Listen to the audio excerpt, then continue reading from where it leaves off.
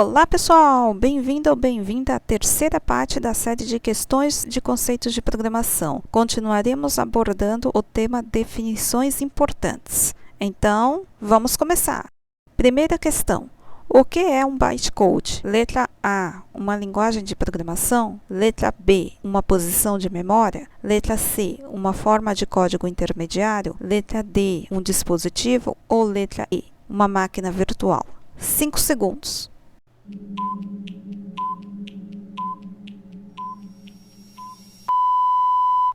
E a resposta é... Tadã! Letra C, uma forma de código intermediário. O bytecode ele é gerado por um compilador a partir de um código-fonte de uma linguagem de alto nível. O exemplo é o Java, que tem o código-fonte compilado no arquivo .class, que é executado pela JVM, que é a Java Virtual Machine, e pode ser rodado em diferentes sistemas operativos sem necessidade de recompilação. Agora, vamos continuar. Número 2. Tananã é a formalização de um algoritmo em uma determinada linguagem de programação, seguindo suas regras de sintaxe e semântica, de forma a permitir que o computador possa entender a sequência de ações. Do que eu estou falando? Letra A, informação. Letra B, memória. Letra C, máquina. Letra D, programação. Ou letra E, máquina virtual. 5 segundos.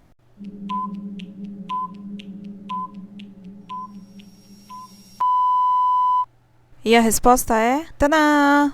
Letra D, programação. A programação é justamente a formalização de um algoritmo em uma determinada linguagem de programação. O algoritmo cria aquela estrutura mostrando as variáveis, o passo a passo, e eu vou usar a programação em uma linguagem de programação para montar aquela estrutura que o algoritmo fez em geralmente Portugal, igual eu estou fazendo com os exercícios de linguagem de programação. Eu posso usar a programação e passar aqueles exercícios para uma linguagem de programação, seja um Java, um C#, ou qualquer outra linguagem de programação, no qual eu vou seguir regras de sintaxe e semântica e vou permitir que o computador possa entender a sequência de ações. Próxima questão.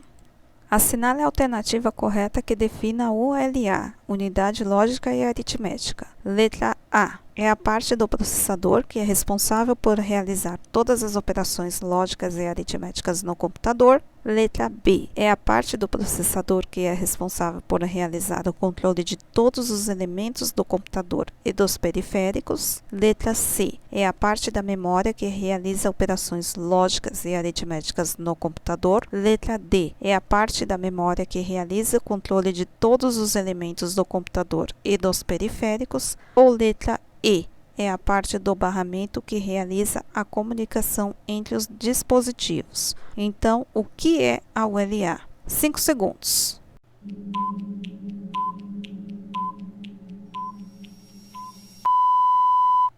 E a resposta é... Tadã! Letra A. É a parte do processador que é responsável por realizar todas as operações lógicas e aritméticas no computador. Então, a ULA é uma das partes do processador no qual ela vai realizar os cálculos, que quem vai controlar quais cálculos que ela vai realizar é a outra parte do processador, que é a unidade de controle, a UC. Agora, vamos continuar.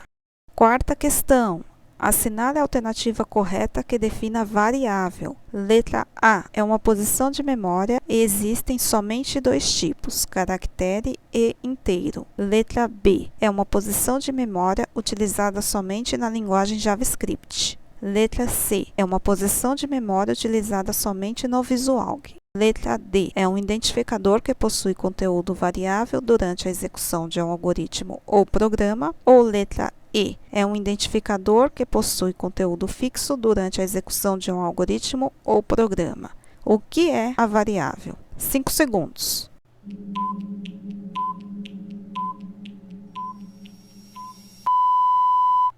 E a resposta é... Tadã! Letra D.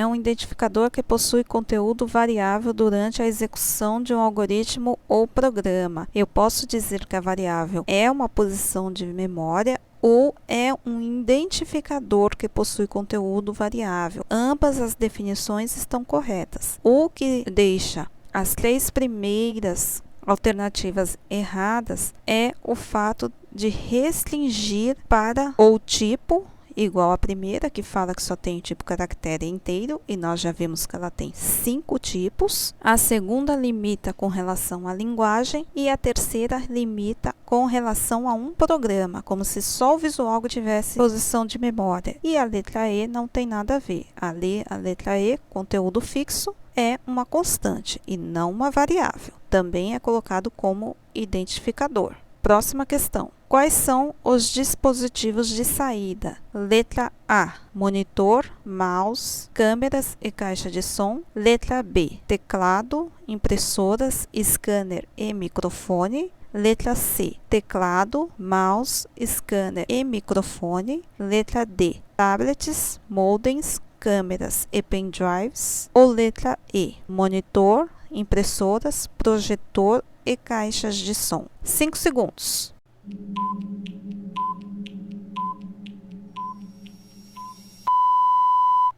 E a resposta é... Tadã! Letra E. Monitor, impressoras, projetor e caixas de som. Dispositivos de saída é tudo aquilo que devolve alguma coisa para o usuário. O monitor e o projetor devolvem a imagem. A impressora, ela devolve o papel imprimido.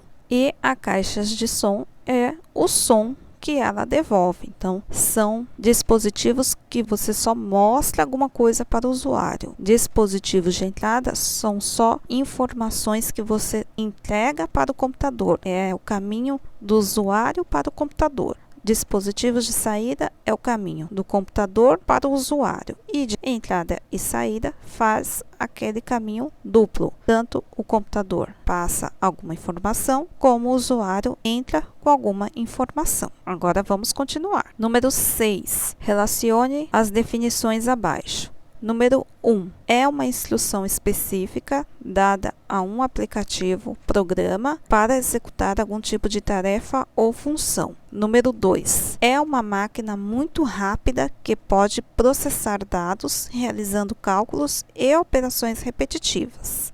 Número 3. É um componente que coordena todas as operações do computador. 4. São elementos brutos que podem ser processados por um computador digital. Número 5. É um conjunto de dados processados, referenciado muitas vezes como dado de saída. As alternativas que precisam relacionar. Letra A, CPU ou CP. Letra B, dados. Letra C, comando. Letra D, informação. Letra E, computador digital. 5 segundos.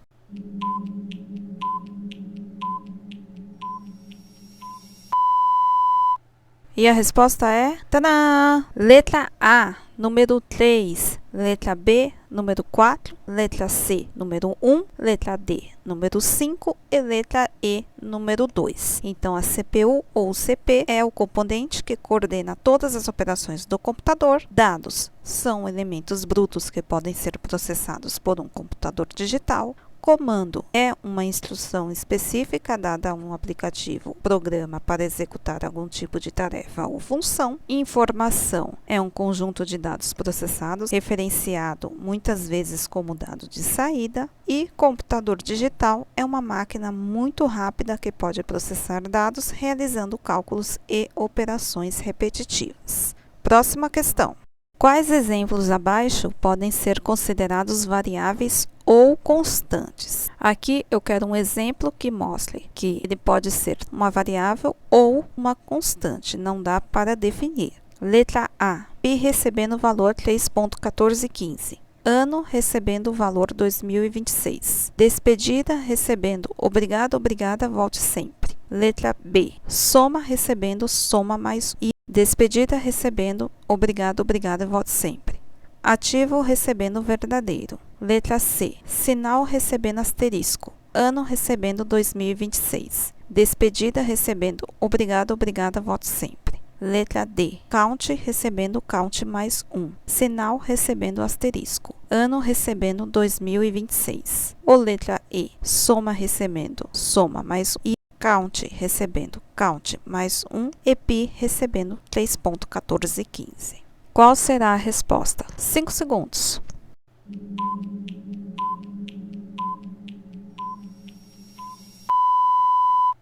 E a resposta é, tadã! Letra C, sinal recebendo asterisco, ano recebendo 2026 e despedida recebendo obrigado, obrigado e volte sempre. A letra A, o pi é uma constante, já seria descartado, que não pode ser colocado como variável, porque, como uma boa prática, se você colocar uma variável com o nome pi, geralmente as linguagens de programação já têm este valor, e pi já é considerado um valor com um valor fixo na matemática, então é automaticamente uma constante. Ano e despedida pode ser variável ou constante. A letra B tem um somador. Um somador não é possível colocar uma constante, porque automaticamente ele sempre vai mudar o seu valor. Como está aqui, soma recebendo o que está em soma mais i. Se este fosse o valor fixo de soma, era uma coisa, mas se eu for colocar este soma dentro de um para e ficar recebendo mais i, ele não poderá ser uma constante. Despedida está certo, pode ser uma constante ou uma variável. Ativo como verdadeiro pode ser uma constante, apesar de geralmente variáveis do tipo lógico ter mais ou menos a mesma ideia dos tipos somatórios e contadores. Você usa uma variável do tipo lógico que em algum momento é bem provável que ele mude o seu valor, mas em um caso específico poderia sim ativo receber como verdadeiro por alguma razão, sempre tivesse que ativo ser verdadeiro e eu utilizasse esta variável, ou no caso constante, em várias partes do sistema. Não teria nenhuma restrição com relação a isto. A letra C, sinal é uma variável que pode ser uma constante ou uma variável. Eu posso especificar como aqui um asterisco, como se fosse colocar dentro de alguma informação, neste caso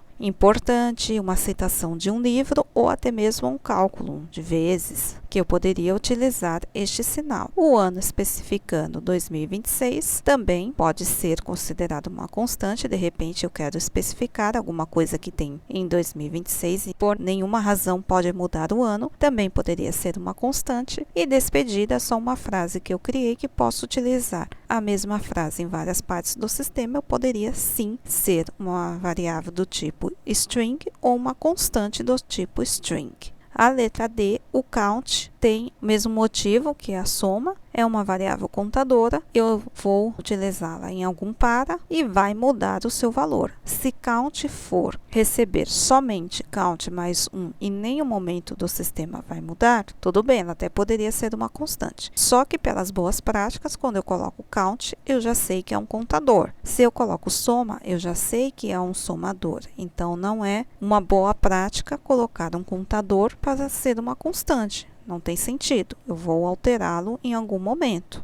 Sinal e ano, já vimos que está certo. Na última questão, tem justamente uma variável somadora, soma, uma variável contadora, count, que não poderia ser constante, e o pi não poderia ser variável. Então, a única possível mesmo, que não dá para ter certeza se é variável ou se é constante, é a letra C, com a variável ou constante sinal, ano e despedida. Próxima questão. Assinale a alternativa correta que defina e exemplifique o hardware. Número 1. Parte lógica do computador, ou seja, são os programas. Número 2. Mouse, teclado, placa-mãe, monitor. Número 3. Word, Excel, PowerPoint. Número 4, parte física do computador, ou seja, são os componentes de entrada e ou saída. Letra A, todas estão incorretas. Letra B, todas estão corretas. Letra C, as alternativas 1 e 3 estão corretas. Letra D, as alternativas 2 e 4 estão corretas. Ou letra E,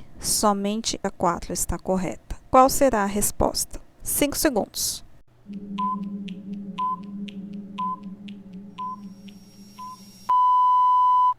E a resposta é, tadã! Letra D. As alternativas 2 e 4 estão corretas. A alternativa 2 coloca os exemplos de hardware, mouse, teclado, placa-mãe e monitor. E a alternativa 4 coloca a definição de hardware, parte física do computador, ou seja, são os componentes de entrada e ou saída. Próxima questão.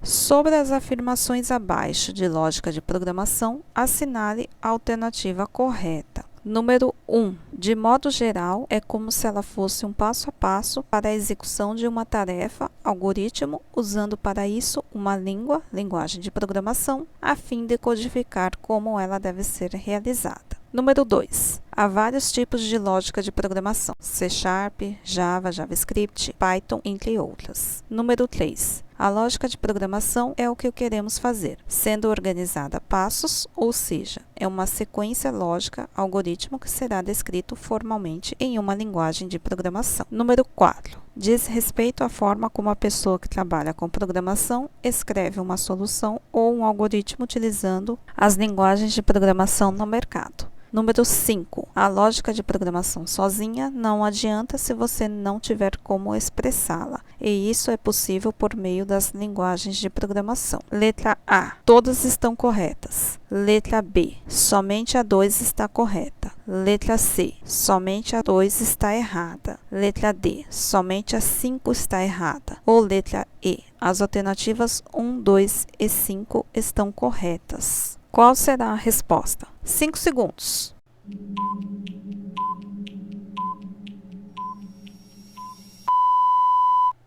E a resposta é, tadã! Letra C, somente a 2 está errada. A 2 fala que há vários tipos de lógica de programação, C#, Java, JavaScript, Python, entre outras. São linguagens de programação e não lógica de programação. Lógica de programação, de modo geral, é como se ela fosse um passo a passo para a execução de uma tarefa, que é o algoritmo, usando para isto uma linguagem, que é a linguagem de programação, a fim de codificar como ela deve ser realizada. Aqui é justamente uma definição de lógica. A lógica de programação é o que queremos fazer, sendo organizada a passos, ou seja, uma sequência lógica, algoritmo que será descrito formalmente em uma linguagem de programação. Então, aqui é o objetivo da lógica de programação. Justamente eu tenho uma sequência lógica que tem o passo a passo através do algoritmo e eu descrevo esse algoritmo em uma linguagem de programação, tudo usando a lógica de programação, que este é o objetivo, você utilizar os comandos de forma lógica para que alguma coisa seja mostrada ou alguma coisa funcione.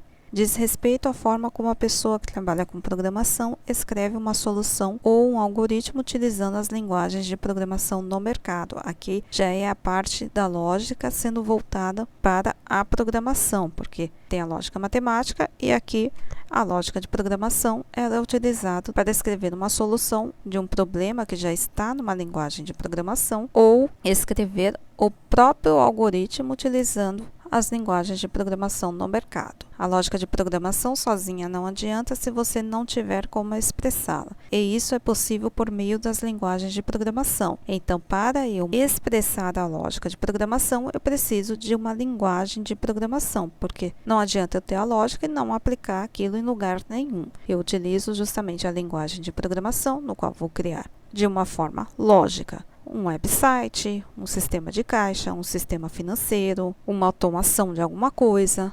Então, a lógica é fundamental na realização de conflitos e na construção de algoritmos. Bom, pessoal, este foi o vídeo de hoje. No próximo vídeo será a quarta parte do exercício 14, controle de peso. E na outra semana será a quarta parte da série de questões de conceitos de programação, no qual será a última parte que eu vou abordar o tema de definições importantes. Então, não deixe de assistir. Se você perdeu os primeiros vídeos da série, não deixe de conferir. Vou deixar o link aqui na descrição. Obrigada por assistir este vídeo, um abraço e até o próximo vídeo. Tchau, tchau!